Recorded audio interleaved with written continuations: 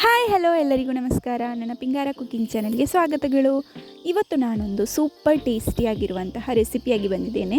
ಇದನ್ನು ನಾವು ಚಿಮ್ಟಿ ಅಪ್ಪ ಅಂತ ಕರಿತೇವೆ. ಇದನ್ನು ನಾವು ಮೇಯ್ನಾಗಿ ಮಾಡಿರೋದು ಯಾವುದರಿಂದ ಗೊತ್ತಾ? ಹಲಸಿನ ಹಣ್ಣಿನಿಂದ ಮಾಡಿರೋದು. ಇದಕ್ಕೆ ಬೇಕಾಗಿರುವ ಇಂಗ್ರೀಡಿಯೆಂಟ್ಸ್ ಅಂದರೆ ಫಸ್ಟ್ ಆಫ್ ಆಲ್ ನಮಗೆ ಹಲಸಿನ ಹಣ್ಣು ಬೇಕು.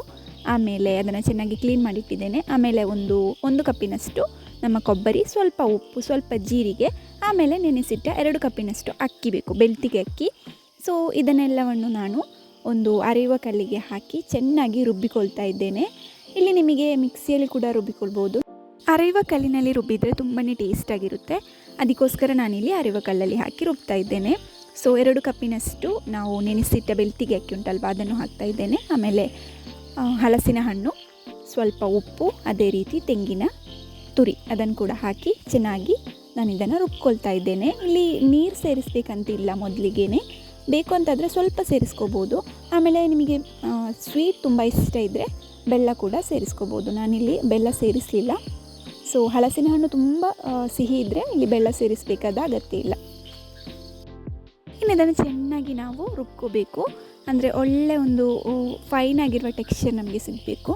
ಸೊ ಅದೇ ರೀತಿ ಚೆನ್ನಾಗಿ ರುಬ್ಕೊಳ್ವಾ. ಇಲ್ಲಿ ನೋಡಿ, ನಾನು ಇವಾಗ ಸ್ವಲ್ಪ ನೀರು ಹಾಕಿದ್ದೇನೆ ಅಷ್ಟೇ.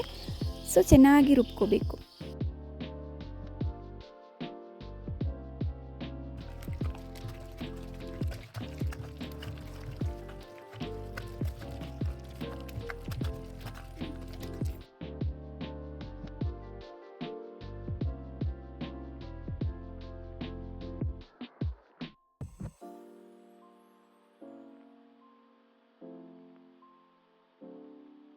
ಹಲಸಿನ ಹಣ್ಣು ಸಿಗುವ ಸೀಸನಲ್ಲಿ ಮಾಡುವಂತಹ ಒಂದು ರೆಸಿಪಿ ಇದು.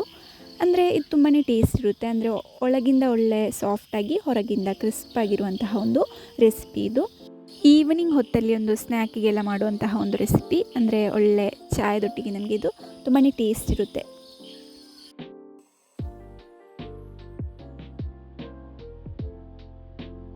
ಈಗ ನಮ್ಮ ಹಿಟ್ಟು ರೆಡಿಯಾಗಿದೆ. ಇದನ್ನೊಂದು ಬೌಲಲ್ಲಿ ಹಾಕಿ ಅದಕ್ಕೆ ಸ್ವಲ್ಪ ಜೀರಿಗೆ ಕೂಡ ಆ್ಯಡ್ ಮಾಡ್ತಾ ಇದ್ದೇನೆ. ಆಮೇಲೆ ಚೆನ್ನಾಗಿ ಮಿಕ್ಸ್ ಮಾಡ್ತಾ ಇದ್ದೇನೆ. ಇನ್ನೊಂದು ಬಾಣಲೆಯನ್ನು ಬಿಸಿ ಮಾಡಲಿಕ್ಕೆ ಇಟ್ಟು ಅದಕ್ಕೆ ಸ್ವಲ್ಪ ಕೊಬ್ಬರಿ ಎಣ್ಣೆನ ಹಾಕ್ತಾ ಇದ್ದೇನೆ. ಆಮೇಲೆ ಇದು ಬಿಸಿಯಾದ ನಂತರ ನಾವು ಒಂದು ಕೈಲಲ್ಲಿ ಇದನ್ನು ಸ್ವಲ್ಪ ಸ್ವಲ್ಪ ಹೀಗೆ ಕೋರಿ ಹಾಕ್ಕೋಬೇಕು.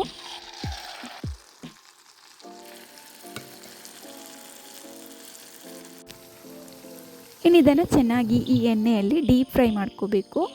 ಅದಾದ ನಂತರ ಒಂದು ರೆಡ್ಡಿಶ್ ಕಲರ್ ಬರಬೇಕಿದ್ರೆ ನಾವು ಇದನ್ನು ಮಗುಚಿ ಹಾಕ್ಕೋಬೋದು. ನೋಡಿ, ಒಂದು ರೆಡ್ಡಿಶ್ ಅಂದರೆ ಗೋಲ್ಡನ್ ಕಲರ್ ಆ ಟೈಪ್ ಬರುವಾಗ ನಮಗೆ ಇದನ್ನು ಮಗುಚಿ ಹಾಕ್ಕೋಬೋದು. ಸ್ವಲ್ಪ ಉಬ್ಬಿ ಬರ್ತದೆ ಆಯಿತಾ. ಅಂದರೆ ನಮ್ಮ ಹಿಟ್ಟು ಒಳ್ಳೆ ಚೆನ್ನಾಗಿ ನಾವು ಅದನ್ನು ರುಬ್ಕೊಂಡ್ರೆ ಈ ರೀತಿ ಉಬ್ಬಿ ಬರ್ತದೆ. ಅದೇ ರೀತಿ ಇದು ಒಳಗಿಂದ ಒಳ್ಳೆ ಸಾಫ್ಟಾಗಿ, ಹೊರಗಿಂದ ಒಳ್ಳೆ ಕ್ರಂಚಿಯಾಗಿರ್ತದೆ. ತುಂಬ ಹೊತ್ತೇನು ಬೇಡ, ನಿಮಗೆ ಬೇಗನೆ ಇದನ್ನು ಫ್ರೈ ಮಾಡಿ ತೆಗಿಬೋದು. ಈ ಒಂದು ಬಣ್ಣಕ್ಕೆ ಬರಬೇಕಿದ್ರೆ ನಮ್ಮ ಪರ್ಫೆಕ್ಟ್ ಆಗಿರುವಂತಹ ಚಿಮ್ಟಿ ಅಪ್ಪ ರೆಡಿಯಾಗಿದೆ. ಸೊ ಇನ್ನು ನಮಗೆ ಇದನ್ನು ತೆಗಿಬೋದು. ಒಂದು ಬೌಲ್ಗೆ, ಬೇರೆ ಬೌಲ್ಗೆ ನಾನು ಹಾಕ್ತಾ ಇದ್ದೇನೆ. ಸೊ ನೋಡಿ, ನಮ್ಮ ಕ್ರಿಸ್ಪಿ ಆಗಿರುವಂತಹ, ಒಳಗಿಂದ ಸಾಫ್ಟ್ ಆಗಿರುವಂತಹ ಚಿಮ್ಟಿ ಅಪ್ಪ ಇಲ್ಲಿ ರೆಡಿ. ನಿಮಗೆ ಇಷ್ಟ ಆದರೆ ಸಬ್ಸ್ಕ್ರೈಬ್ ಮಾಡೋದನ್ನು ಮರೆಯದಿರಿ. Thank you for watching.